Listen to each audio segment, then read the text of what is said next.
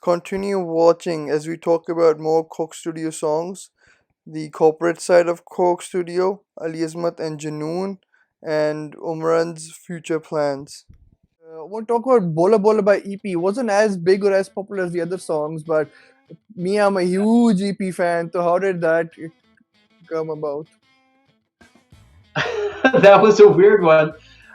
Bands generally don't fare well in Coke Studio for the most part, just Chaos because did well though, I thought. yeah, said well. Mm. Some bands played too, but generally bands just didn't because the house The band sound of is Coke so. Studio. It's a sound of the Coke, the house band that kind of makes it also having a whole set of new players come in. It just kind of throws everything out of whack. So Mm. bands really don't do so well. And I remember it was very late or something was happening, and I was the only house band member available to play at the time when the guys were doing it. And they were like, okay. So I learned that song. I hadn't rehearsed it. Mm. I learned that song literally right before we started shooting it. Mm. Oh. So I was improvising for the most part. They were like, just play some little licks and stuff, and I was like, all right, I can do that. I kind of know what scale you're in, so that Salman was was on leads, right? On the on that one. yeah. He played Mm. the more leads. I was just kind of like some the so I was just going just play. I'll play like random little licks or something. I don't know what I was playing. I don't even know the scale. But it was something I was just noodling. That Mm. was it. I didn't. Again, that was an impromptu kind of situation. Rangeela, the big Rangeela, Ali Azmat. Tell me about that one. Rangeela. Yeah, yeah, yeah. Yeah. Did you come up with that part? Ah, That's a very nice part. um, Bilal Maqsood came up with a overall song, and then while we were working on the song, he was like, "We need like a riff, like an intro riff," and I was like, "Okay." I was So, maybe were around. you house band at that time, or were you Ali Azmat band? Were you kind of both? I was always both because I was Mm. joined before Coke Studio started. Mm. Coke Studio was happening, and Ali Azmat would be like, "You're always busy with Coke Studio now. I have shows मैं to play." खुद And आ जाता हूँ उधर. yeah, so he'd show up anyways. And for that song, it was with the Strings guys. They came up with that song, and we had They a mean they guitar. So composed the song? really liked the song, so and now we play it live with Who composed Ali. it? Bilal Maqsood did. I think Bilal Maqsood made the melody, basic melody, and I think they worked on the lyrics all with Mm. Sabir Saab. I think Ali sat down with Sabir Saab and kind of came up with Mm. a general feel for the lyrics. And and obviously Ali likes to impart have his own kind of stamp on these songs. So he was like, let's have a middle section, and let's just kind of the thing, and so that came about that one. Mm. Yeah, It's a that's the one. great song, and I think live that song works very well. I don't know. It's got Fun this. song. It's got this heavy rock feel, but it's not heavy rock. I don't know. Yeah, it's desi as well, and and especially the way we play it live is very very heavy.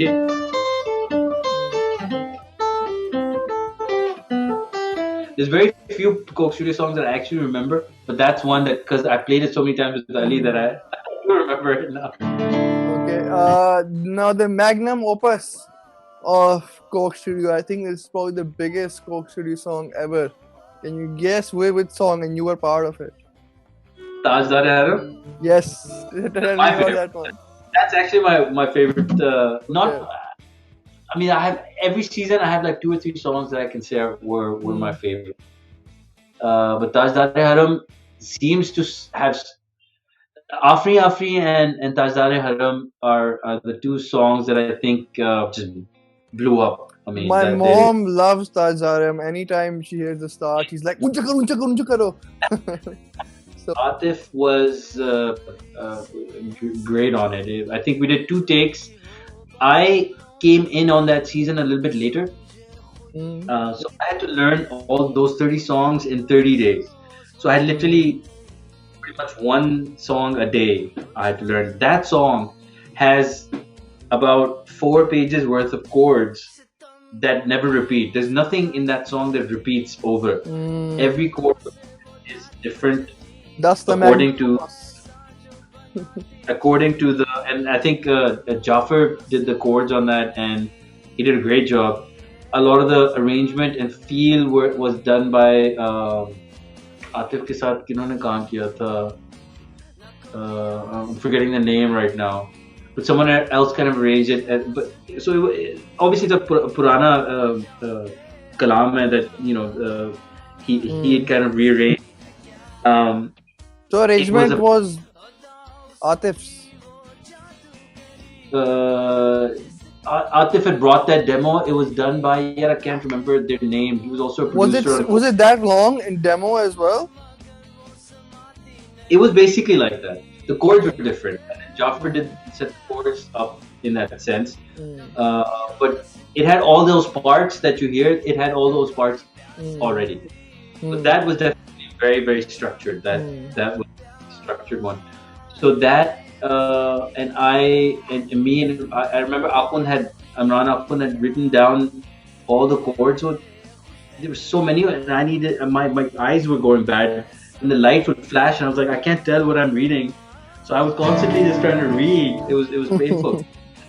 Doing that song was painful, but the end result was so good, and I think Atif just killed on that song. I think the first take he did, we looked at each other and we're like, that was pretty much perfect, right? And then over the headphones, usually you hear like, well, let's do it again. Usually 5-6 takes, normally for every artist. Achha. I think we did 2 takes. But Tajdar-e-Haram did 2 takes. Atif brought his A game. He always brings his A game, to be honest. Always come prepared, and he always super respectful and he does his job and in and out as well. But he kills it every time. But this one, he specifically. Did you contribute musically to that song, or you just learned the song? Me, I just learned that song. Okay. Just the fact that I learned that song was a achievement on its own. I want to ask: was the song difficult because of the length and how much you had to learn, or were the parts technical as well?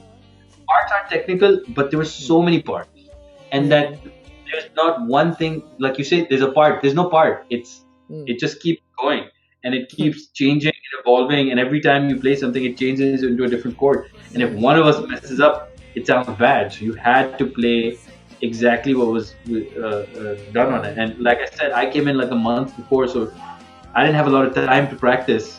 So I was like, oh my god, I'm gonna. That's good. You didn't screw up then. Yeah, I know. There were some other songs I'm sure I screwed up.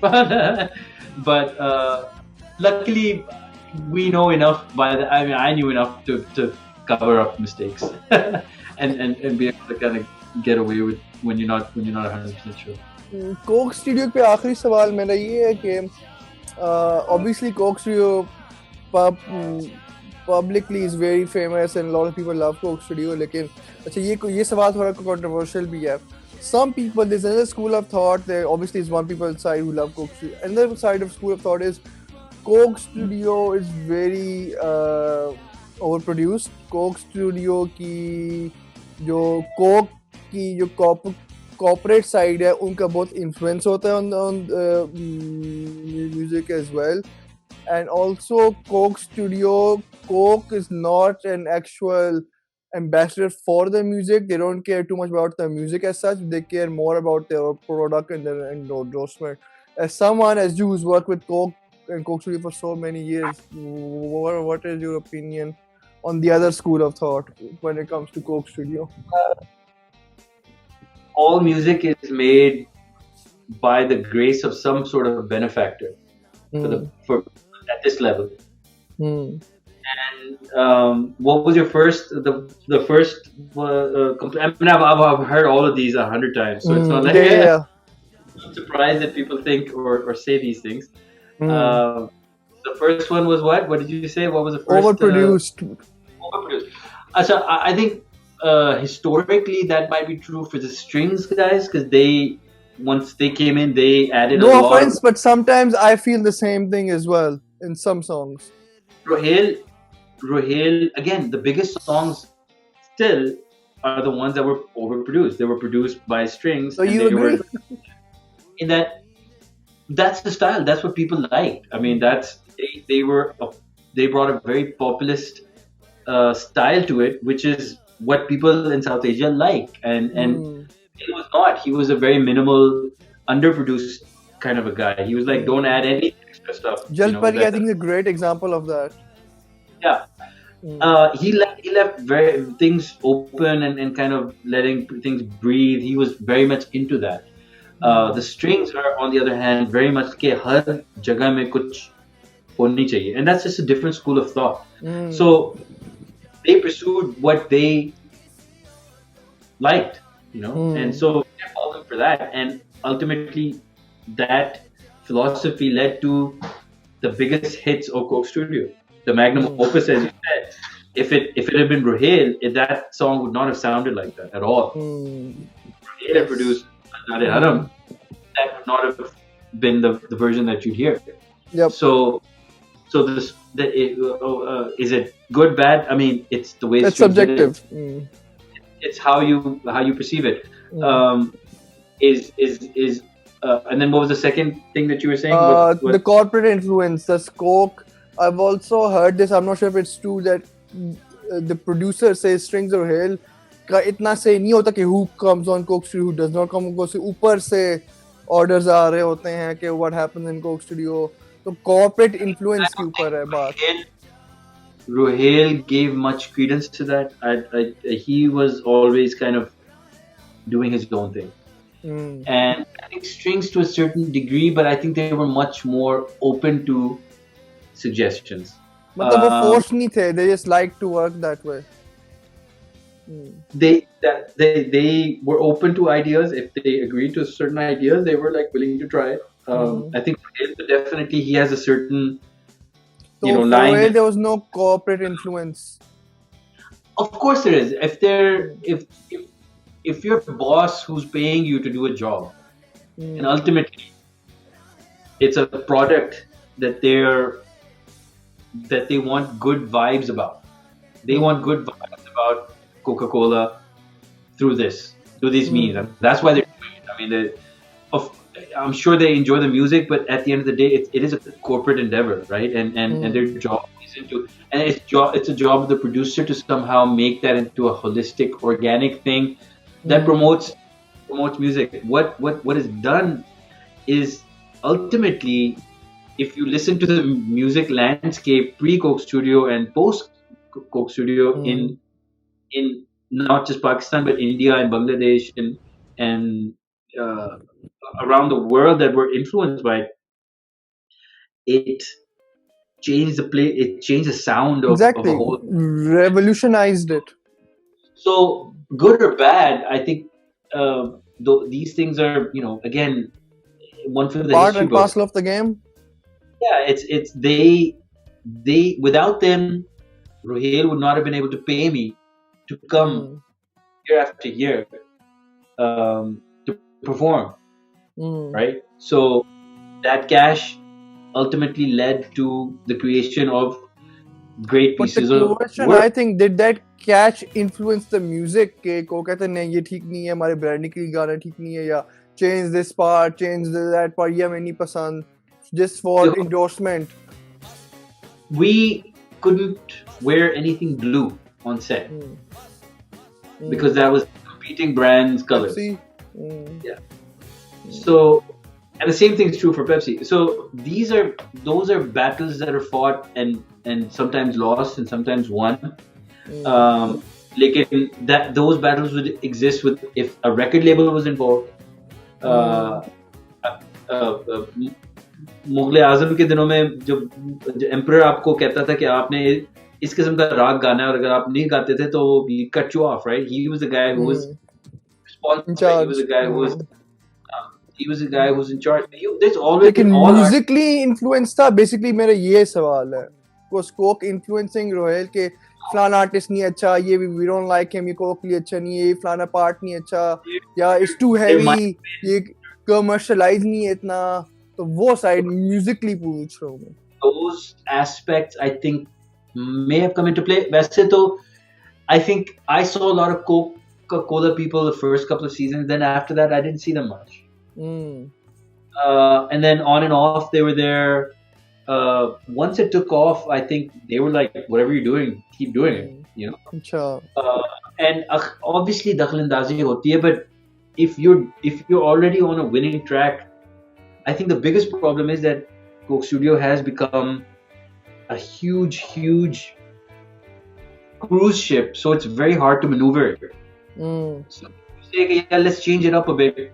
It's like, it's to course correct something, it takes years to get to a certain point now. Whereas, if you were a young, limber Nescafe basement style, where you're working with a much more agile and much more like limber kind of feel, you can change course, you can do different things, you can experiment. But all of a sudden, and this is the problem with corporates, is that they don't want to take any risks. So then that became the problem, is that Coke Studio थोड़ा same भी हुआ है, ये भी बहुत acquisitions हुई हैं over the years. Again, अगर आप देखें तो एक बंदा Rohel by himself was handling and overseeing this whole project, and it's a lot to do, and he was figuring out, and like I said, he likes to keep things efficient. He was trying to make things as smooth as possible, so he figured out ways of making like a factory. So he's like, we've got 30 songs. 30 songs is an insane amount of songs to do in a season. If you notice, again, no other show comes It does close that to many that. songs. Yeah. So so for him, he was like, hey, we have a requirement to fill. We've got 30 songs to do about, and we have to make it the easiest way to do it. And the easiest way was to not complicate, add a lot of things. The same stuff that people complained about was with Rohit. Again, but that's because he had a style. He was minimalist, and he didn't want to add like shor sharaba everywhere.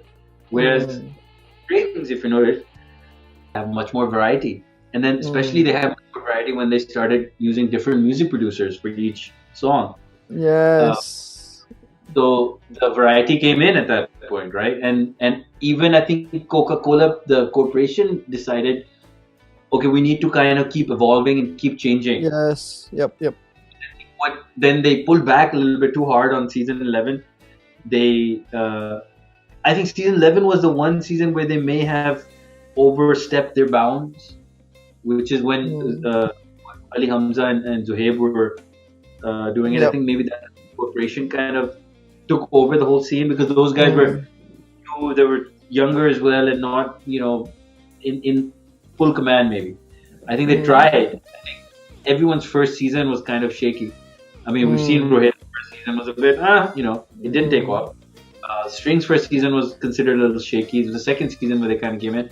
And I think if they had let these guys do it a couple of more seasons, they would have kind of come into their own. I think the problem was that, in my personal opinion, कि Coke Studio ने जब Ali Hamza और Zoeb को जो दिया था, they did not have much. They probably did have some experience in production, लेकिन I thought it'd be better to give someone like who's a veteran in the game, someone like Ghafoor or someone like Zulfi. I am personally a huge fan of Zulfi, so I would have loved Zulfi produce Coke Studio. But then Zulfi ka imprint Nescafe पे भी हो गया, so that's also a contradictory thing as well. Like, I think from experience standpoint it was, but as you said कि वो अगर वो 2-3 season और देते, then maybe Ali Hamza would have worked it out as well. Yeah, that's been the case for all the seasons, that the first season for all the producers was kind of shaky.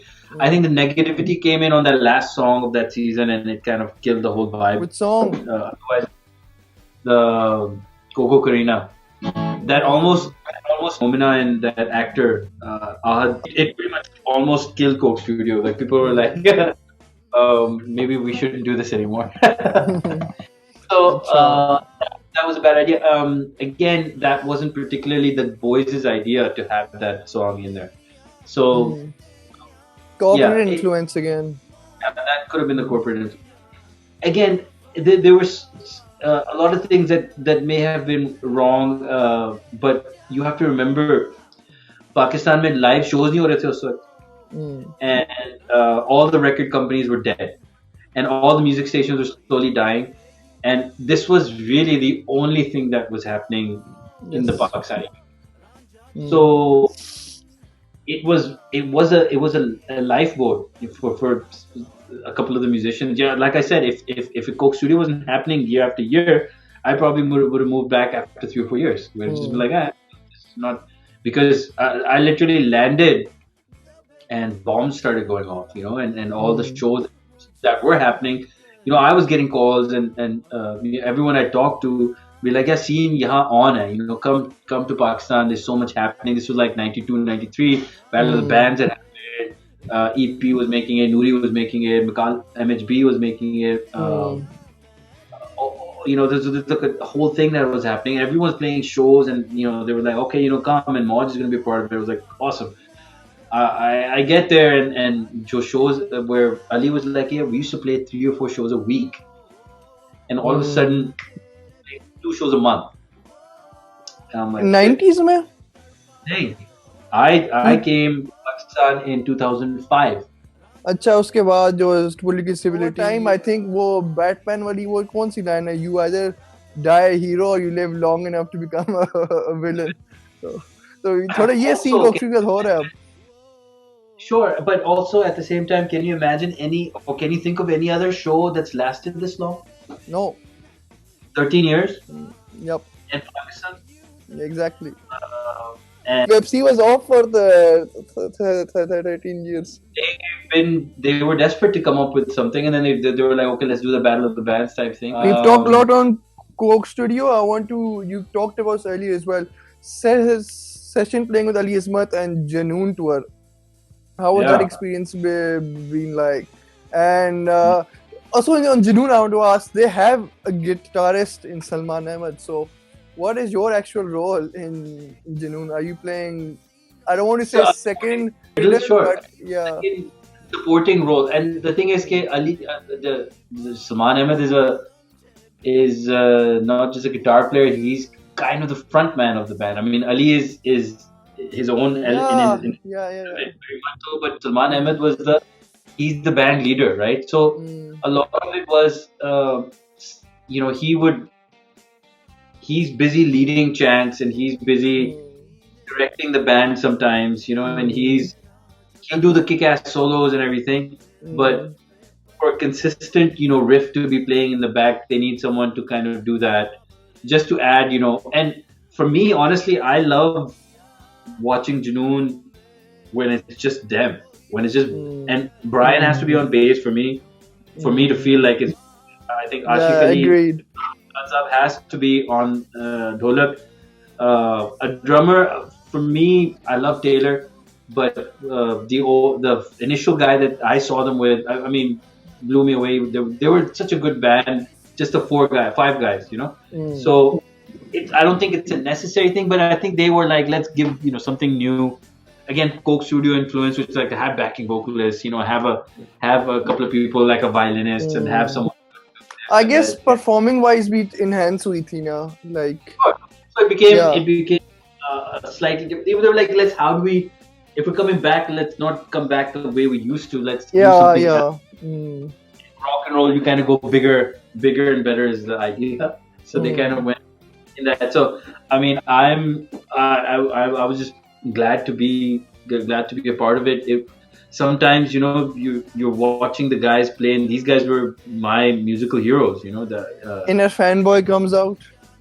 Inner fanboy would come out sometimes, and I'd get the goosebumps, and I'm like, whoa! I was like, I remember being in the audience in front, watching those 3 guys play, and now I'm like watching them from behind, and they're talking to me, and they're coming hugging me after the show. It's insane, and that was like a lifelong kind of achievement. Watching them perform in 96, 97 in Houston at Worthing Theater was a seminal moment for me, and I think it leads for me to come to Pakistan and pursue music. That show that I saw Junoon, and then I did a tour with them and got to kind of relive that feeling night after night. It was amazing, Hmm. and I mean, I've made amazing memories, and I think it was literally the highlight of the. Even though those shows didn't all happen, there only one show happened in Pakistan, but That made the me whole so angry, man. You did Karachi and then you went to America. I'm like, I want to kill these guys. ये क्या Pakistani band करते रहते हैं और ये कराची के बाद बाहर चले गए ये क्या बकवास है. It is my it, dream to see Ali Azmat or we Junoon were live. planning on doing it again. Once again, we were hoping to play more shows. Logistically, it just wasn't happening. There were other shows, and then the Houston show was coming up. I mean, the American tour was coming up, and they're like, Hmm. okay, we'll get to Lahore, we'll get to all those places, but right now, and obviously, the reunion was happening it was a a money making venture, right? So they were going where the money was. There was money in Dubai. There was money in Not London, as the UK much in shows. And Lahore and Pakistan, I guess. I think the Karachi show came, and they were like, okay, we'll come back to once we're solid and I want to we'll ask, you don't have to reply if you don't want to. How much does Junoon ask for a concert anyway? It must be pretty high end. it's the same as about Atif and Rahat and Abdaji, about in that same tier. That, but Above 10 lakh, I would say. oh yeah. Okay. Okay, fair enough. Kabhi Australia tour hai, now you have my number, so Now I do. Brisbane. We were planning it, dude. Australia was in the works. It was going Hmm. to happen in the summer. This summer, I think we were planning. 2021? What? No, this COVID ki wajah se nahi. 2020. Hmm. We were going to be touring this whole year. So um, after COVID, I hope you still have plans for Australia. I think so. I think the plans are still there. Hmm. Whenever we're all ready to hit the road again To tell me, I'll invite you guys to my place in Brisbane. we had a show lined up with Ali Azmat in Brisbane as well. It got cancelled, bad weather. We were in Australia, played in Sydney, and we played in Yeah, uh, Brisbane का वही मसला है जो पाकिस्तान में इस्लामाबाद का होता है. सारे मेलबर्न सिडनी प्ले करते हैं बस खुदा हाफिज़. we were at one point considering, they were like, we can't fly there because of storms, so do you want to drive there? And it was like a 24-hour The drive. 12-hour It was like, drive. It's from where? From Melbourne's a 2-day drive. From Sydney's a 1-day drive. I think we were in Sydney, so they were like, yeah, it's gonna be a bit of a drive, and we were like, I don't know, I don't know if we want to do that. Then next time you come, do let me know. We can meet in person. I want to ask you the $1 million question now. Are you ready? You I'm know what it ready. is? Do you have any idea what is going? New Junoon album. Oh, new Junoon album? Hmm. I've heard rumors, What do but you mean? I have Aren't you not heard. part of the whole gig? What do you mean rumors? Aren't you close with Butts Up? I am close with Butts Up, but Butts Up, as far as when it comes to Junoon, that is a very volatile situation. Fragile subject, Uh, sensitive it's subject. a very sensitive subject for everybody, and there's always a question mark. I wasn't sure if that tour was gonna happen up until it started happening. I was like, it could fall apart at any Because of moment. Salman and Ali Azmat issues. Sometimes, and then honestly, they mended a lot of That's the good. They grew up. they definitely did. I mean, there's so much history, obviously, and then Mm. there were moments where I could see, oh, they've come together like they used to, and It's like, in class, in little grades or the school के बच्चों को you may make up after a little fight. तो मुझे it's वो like वाली vibes आ रही थी. it's like a family, and like the worst fights you have are with your family because you're so close to them, and it's not like you don't love them, you love them, but the fighting is so intense. With brothers or siblings, because you're so close that you know how to hurt each other.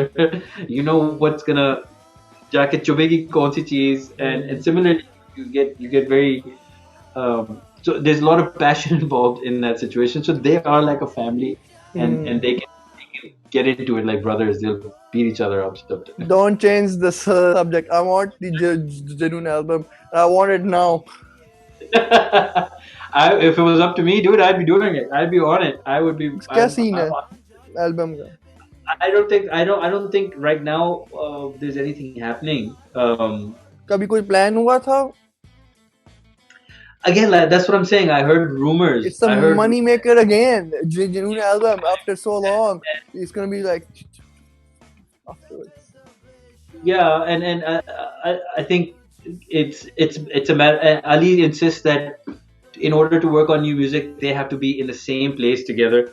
Now that logistically is very difficult because Salman Bhai is he's always in America, US. and Saab is very very happy in Lahore. in Lahore.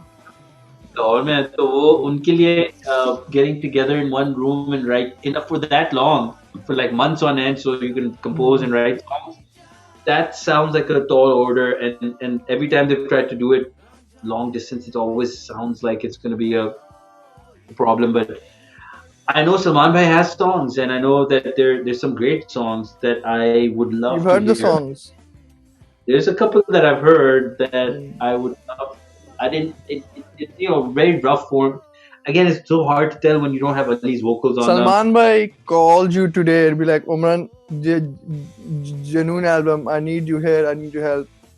Would you think about it, or would you just you're on it? I wouldn't think about it. I'd just be like, let's do it.